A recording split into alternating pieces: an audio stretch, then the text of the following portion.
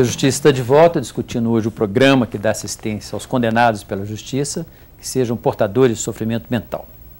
Nossos convidados são a psicóloga Romina Magalhães Gomes, uma das coordenadoras do programa PAI-PJ, e o desembargador Herbert Carneiro, que é da 4ª Câmara Criminal do Tribunal de Justiça e integra o Grupo de Monitoramento e Fiscalização das Penas e Medidas de Segurança.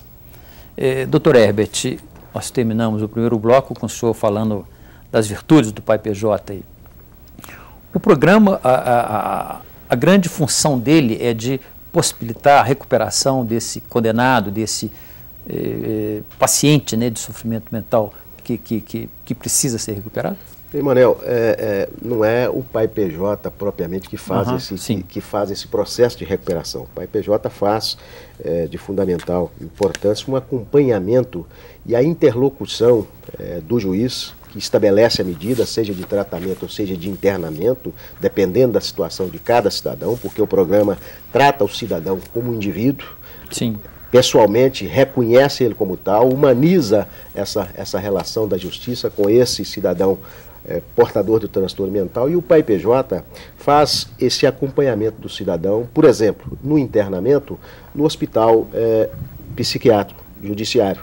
O PAI-PJ interfere por diversas vezes, faz as visitas, acompanha, restabelece o laço de família para que a família possa acompanhar o cidadão naquela situação, faz uma interlocução permanente com a área de saúde, seja municipal, seja estadual, para facilitar o quê?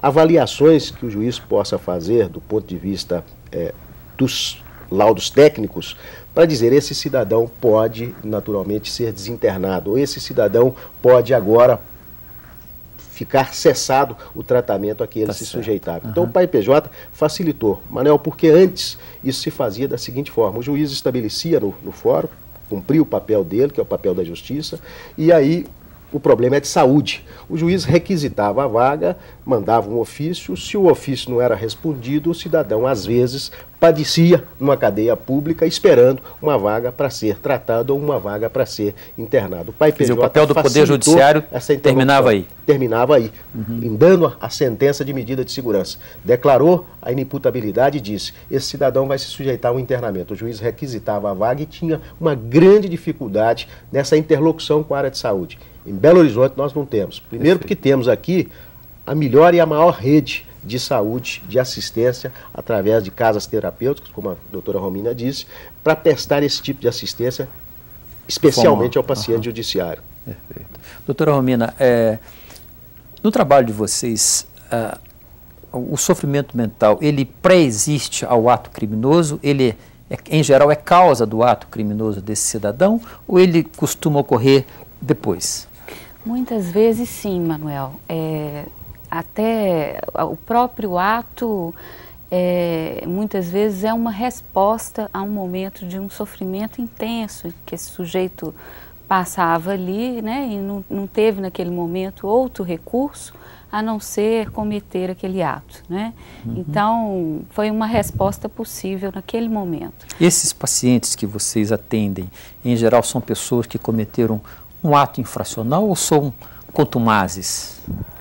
Bom, nós temos alguns, né, que têm apenas um ato, e temos outros casos também de vários atos ligados, por exemplo, ao uso de drogas, né, e a questão, né, do furto ali em jogo, relacionado também a essa questão. Manuel, dos mais de 1.500 processos, só para esclarecer, dos mais de 1.500 processos acompanhados pelo PAI-PJ, mais de 750 cidadãos foram devidamente acompanhados pelo PAI-PJ. É importante que se diga que menos de 2% reincidiram. Enquanto você tem o sistema prisional brasileiro com um índice de reincidência de 85% dos cidadãos sujeitos à pena privativa de liberdade, onde não se tem outro grande programa que nós temos em Minas Gerais, que são as APACs, as Associações de Proteção e Assistência ao Condenado, onde você não tem um cumprimento de pena com um propósito ressocializador, o índice de reincidência é de 85%. No PAI-PJ, dos 750 casos, cidadãos acompanhados pelo PAI-PJ, menos de 2% reincidiram em prática criminosa. Uma das estatísticas divulgadas agora na comemoração dos 10 anos fala em no número de pacientes liberados. Essa liberação significa a cura ou significa o fim do cumprimento da medida de segurança? Sim, exatamente. O fim do processo, né, a extinção do processo pelo seu devido cumprimento. Mas, na verdade, a gente mantém as portas abertas para que esses sujeitos, né, recorram ao programa sempre que necessário. Não significa que a gente não vai mais... E é frequente que eles voltem a procurar o programa? Sim, vão dar notícia, dizer que está tudo bem, passam para tomar um café. Em alguns momentos, né, de crise, que eles veem ali como uma possibilidade de recorrer e pedir ajuda, nós também reencaminhamos a rede, não é? Retomamos o laço desse sujeito dentro da rede da cidade. E então é um encerramento formal do processo, né? A resposta da rede montada existente em Belo Horizonte tem sido boa, doutora Romina? Belo Horizonte tem uma estrutura boa do CERSANS, de atendimento a esses pacientes? Sim, Belo Horizonte tem uma estrutura hoje de 9 CERSANS, né, com permanência dia, noite, são chamados CAPS 3, que dá suporte aos momentos de crise, que dá suporte ao tratamento ambulatorial, né? Esses sujeitos podem estar no centro de convivência, e então tem uma estrutura que suporta, né, a proposta do programa e a política de saúde mental. Só para complementar, Mané, um dado importantíssimo, Minas Gerais, aqui nasceu o pensamento maior da reforma psiquiátrica, do sentimento e da convicção da política antimanicomial. Então, Belo Horizonte se preparou. Eu tenho viajado o Brasil inteiro, tratando exatamente de medida de segurança, mostrando a política que o PAI-PJ desenvolve aqui. Posso dizer, Belo Horizonte hoje tem uma rede de saúde singular, diferenciada do Brasil como um todo.